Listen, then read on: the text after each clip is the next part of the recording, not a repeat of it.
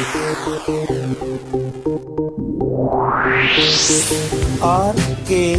स्वागत है दोस्तों आपका एक बार फिर से हमारे YouTube चैनल RKB कैंफी वीडियोस में। कक्षा 12 के लिए हमारा चैप्टर चला हुआ है एल्डिहाइड, कीटोन और कार्बोक्सिलिक अम्ल, जिसमें हमने एल्डिहाइड पोर्शन कंप्लीट कर लिया है और फिलहाल हमारा एसीटोन टॉपिक चला हुआ है, जिसमें हमने पिछली वीडियो में आपको एसीटोन के कुछ रासायनिक गुण जैसे ऑक्सीकरण, अपचयन, उसकी कुछ योगात्मक अभिक्रियाओं को आपको बताया है। अब आगे की वीडियो में हम एसीटोन के बचे हुए रासायनिक गुणों को लेकर चलते हैं, जिनमें अगला आता है आपका प्रतिस्थापन अभिक्रियाएं, यानी एसीटोन की प्रतिस्थापन अभिक्रियाएं।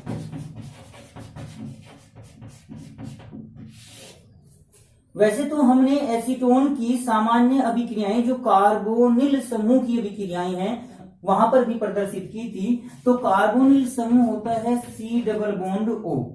तो इसमें जो प्रतिस्थापन अभिक्रियाएं होती हैं तो वो इस C डबल बॉन्ड O के इस ऑक्सीजन समूह के प्रतिस्थापन के कारण होती हैं, जिसमें अमोनिया के जो व्युत्पन्न यौगिक होते हैं जिसको हम H2NZ के रूप से प्रदर्शित कर सकते हैं, इसके द्वारा होती हैं। अमोनिया होती है NH3, तो उसमें हमने NH2 एक हाइड्रोजन को Z से प्रदर्शित कर दिया, प्रतिस्थापित कर दिया। तो यहां पर जैसे ही ये H2O का अणु निकलेगा तो ये प्रतिस्थापन अभिक्रियाएं हो जाती हैं C डबल बॉन्ड NZ, यानी कार्बोनिल समूह अमोनिया व्युत्पन्नों के साथ क्रिया करके प्रतिस्थापन अभिक्रियाएं देते हैं। तो अब इसी क्रम में हम इनके कुछ प्रमुख रासायनिक गुण लेकर चलते हैं, जिनमें सबसे पहले आता है NH2OH, यानी हाइड्रोक्सिल एमीन के साथ अभिक्रिया। हाइड्रोक्सिल एमीन के साथ अभिक्रिया, तो इसके साथ बनने वाले यौगिकों को ऑक्सिम कहा जाता है। ऑक्सिम। तो हम ये कह सकते हैं कि जब एसीटोन हाइड्रोक्सिल एमीन के साथ अभिक्रिया करता है तो एसीटोन ऑक्सिम बनता है। अब इसकी अभिक्रिया किस प्रकार से लिखेंगे, देखिए इस मुख्य अभिक्रिया को ध्यान में रखें।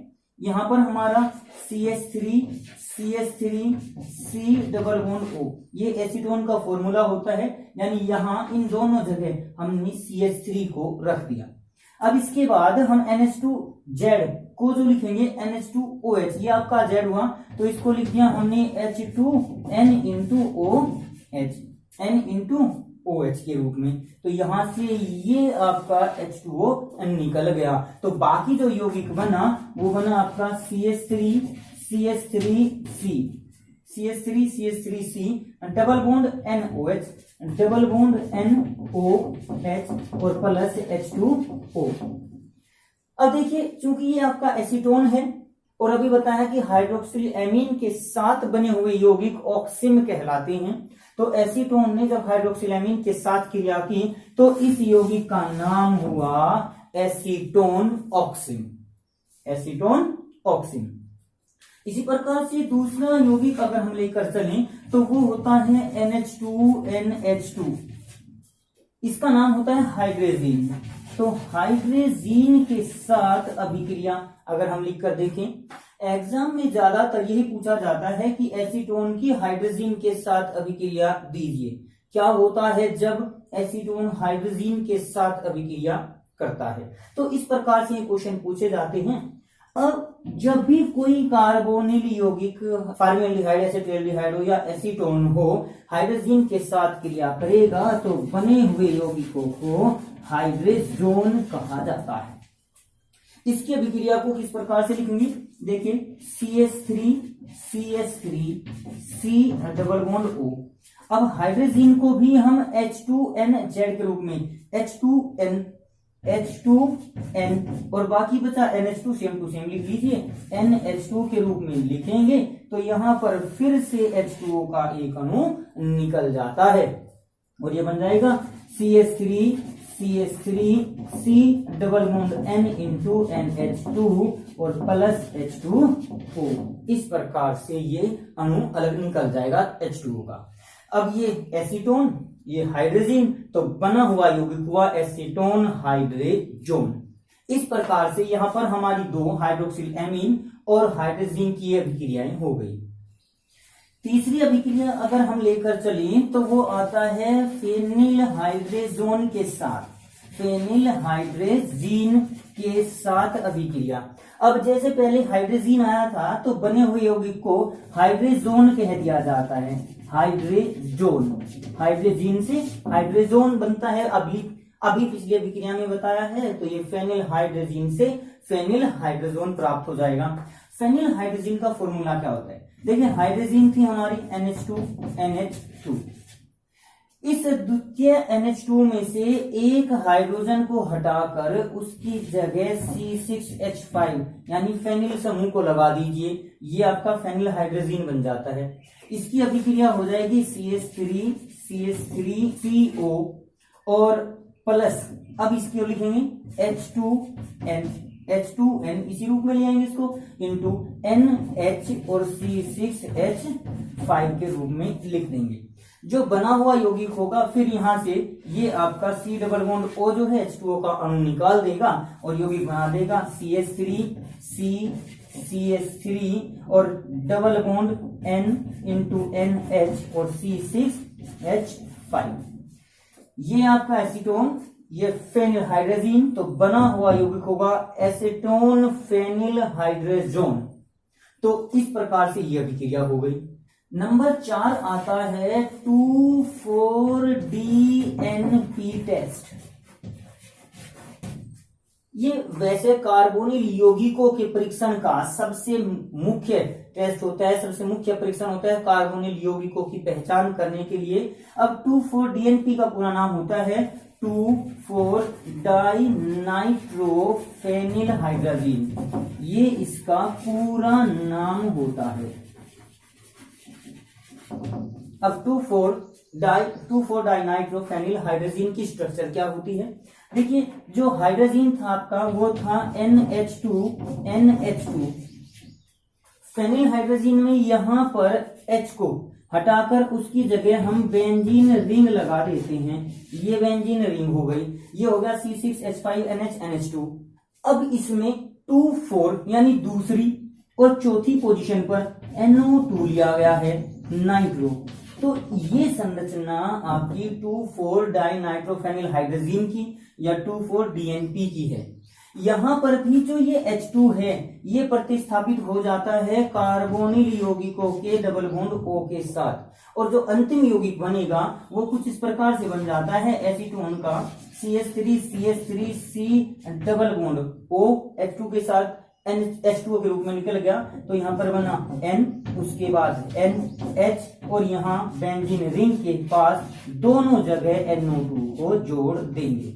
ये NO2 यहाँ से ये भी दूसरी पोजीशन है, यहाँ से ये भी दूसरी पोजीशन है, तो किसी भी एक जगह पर हम इसको जोड़ सकते हैं।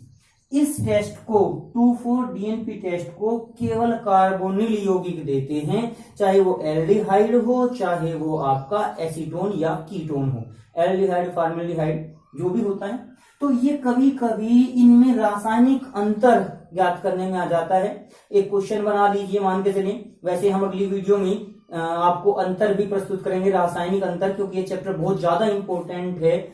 इन टॉपिक की वजह से, मुख्यतः अंतर की वजह से भी एग्जाम में अंतर आ जाता है एक नंबर में, इनमें रासायनिक अंतर लिखिए। तो वो रासायनिक अंतर इन अभिक्रियाओं के द्वारा ही निर्धारित किया जाता है। तो जैसे मैं बता रहा था आपको कि अगर हम एथिल एल्कोहल और एसीटोन में कोई अंतर करना चाहें तो वो अंतर, रासायनिक अंतर 2,4-DNP टेस्ट ही होगा, क्योंकि एथिल एल्कोहल इस टेस्ट को नहीं देता, जबकि एसीटोन में ये C double bond O carbonyl समूह उपस्थित होने के कारण वो इस टेस्ट को दे देता है।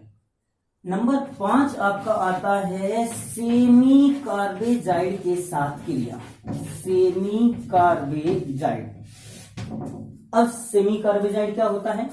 NH2 ये हाइड्रोजन, इस हाइड्रोजन के एक हाइड्रोजन को हटा के उसकी जगह एमाइड समूह CONH2 को जोड़ दिया जाए तो ये सेमी कार्बेजाइड का सूत्र होता है, और सेमी कार्बेजाइड के साथ अभिक्रिया करके यौगिक बनाता है सेमी कार्बेजोन।